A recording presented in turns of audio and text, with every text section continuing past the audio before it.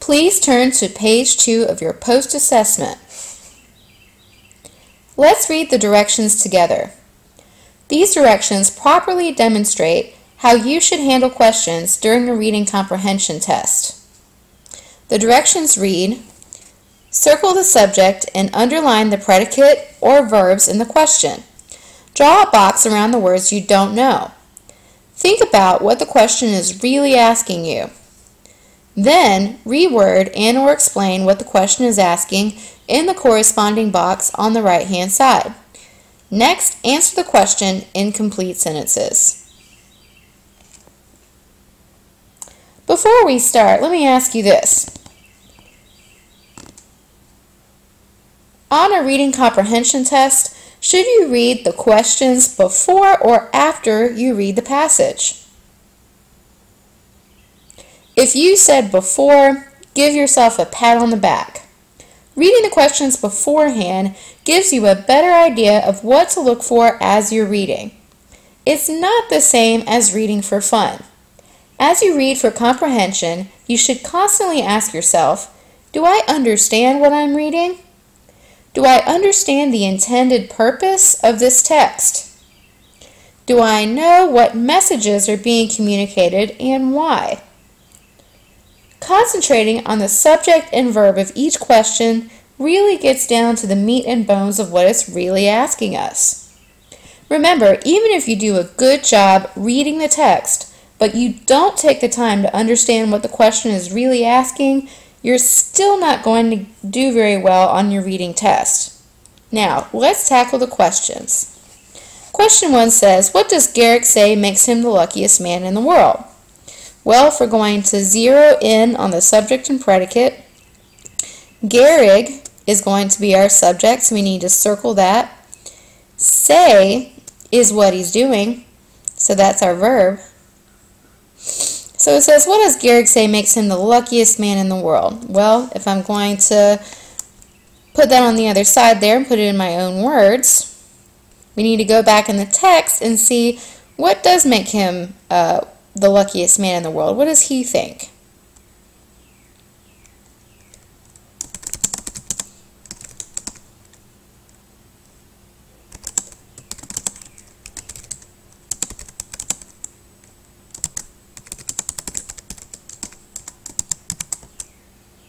In the text, what makes him the luckiest? So we need to go back in the text after we read it and zoom in on where he says he thinks he's the luckiest man. What is that?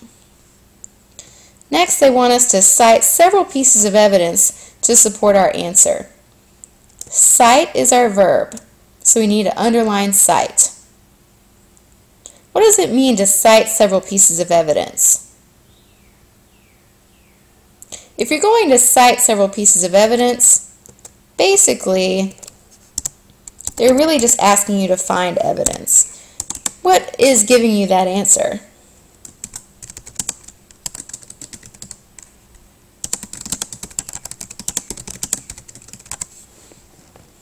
Find passages that support your answer.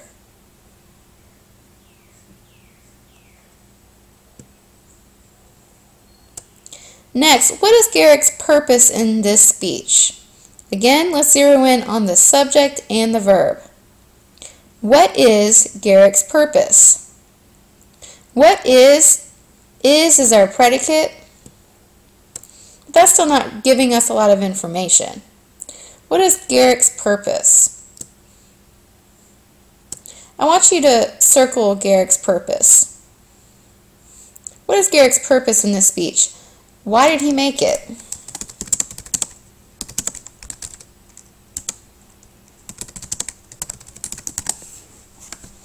What was the occasion? Why did he do it? Now, how is his point of view unique?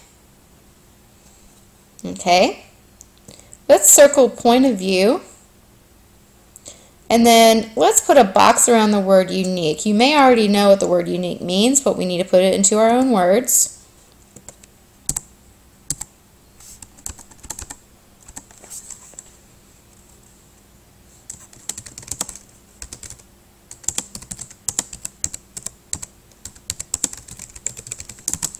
What makes his point of view different? He wrote this speech.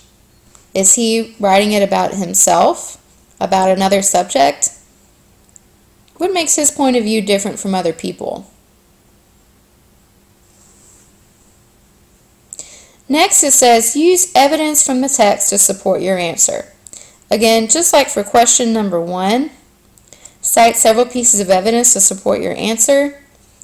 Again, they're wanting you to use evidence from the text to support your answer. Now, on the reading test at the end of the year, they're going to have multiple choice questions that will ask you what parts of the text allow you to come up with a certain answer. You are not going to be able to fake this one. You will have to read the text. You cannot just pretend to read the text or not read the text fully and expect to get that answer right. You have to read the text and you have to understand it well, and you have to take the time on questions like this. For number 3, what are 2 central ideas from this selection? I want you to circle 2 central ideas. We've been learning this year that they might use the term central idea to mean the main idea. We need 2 main ideas about this text. Think about what a main idea is.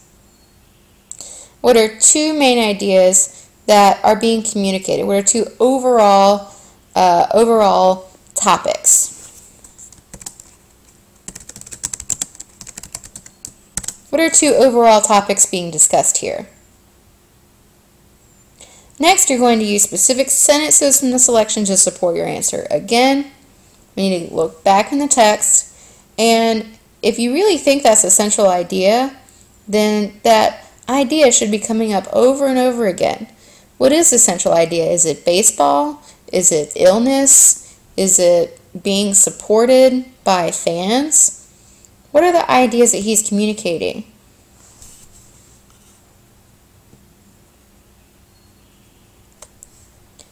For number 4, what is one important element you saw in the video of the speech that was not apparent in the text of the speech?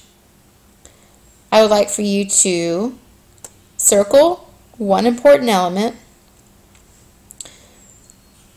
What is one important element you saw in the video of the speech, underline video, and it was not apparent in the text of the speech? Okay, if you can put a box around apparent.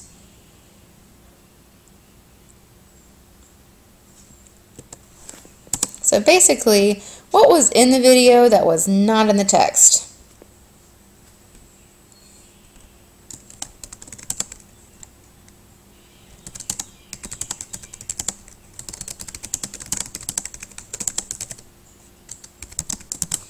So putting that in our own words, what is the video showing that the text isn't or doesn't?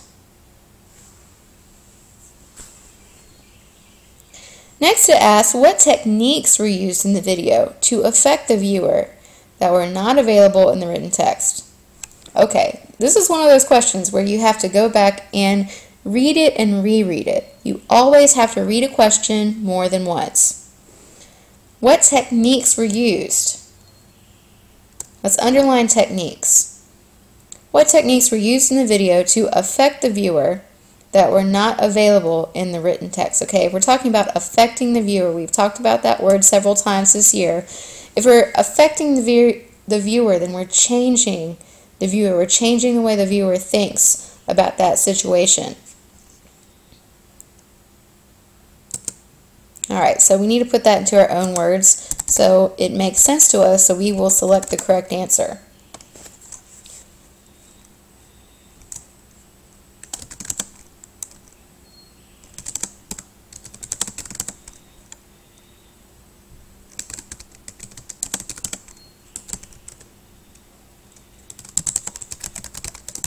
Okay, think about it. If a video is using some sort of technique, it's something that's going to affect the viewer's emotions. What are some things we see visually that isn't captured just in what the text says?